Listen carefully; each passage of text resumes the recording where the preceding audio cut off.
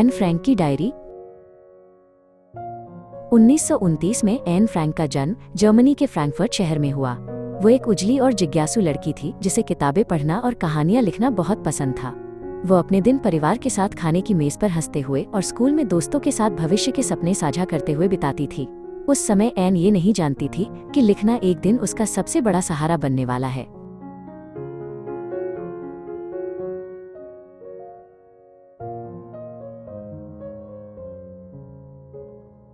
(1933) में जब हिटलर सत्ता में आया तो यहूदियों के खिलाफ भेदभाव और उत्पीड़न शुरू हो गया।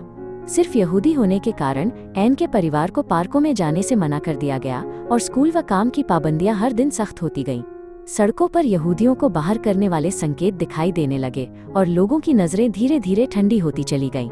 एन समझ नहीं पा रही थी कि उसे उसके व्यक्तित्व के कारण नहीं बल्कि केवल जन्म लेने के कारण अलग क्यों माना जा रहा है।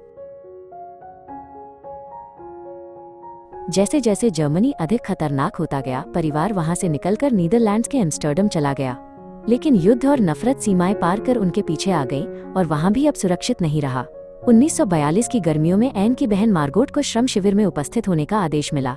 ये समझते हुए कि अब और इंतजार नहीं किया जा सकता, परिवार ने लंबे समय से तैयार की गई छिपने की योजना को लागू करने का निर्णय लिया।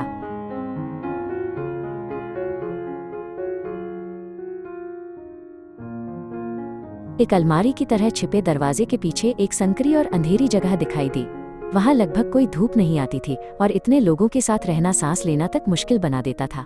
यही वो गुप्त एनेक्स था जहां एन का परिवार और अन्य यहूदी परिवार एक साथ छिपे रहे। इसी अटारी में एन ने दुनिया से कटे हुए लंबे जीवन की शुरुआत की।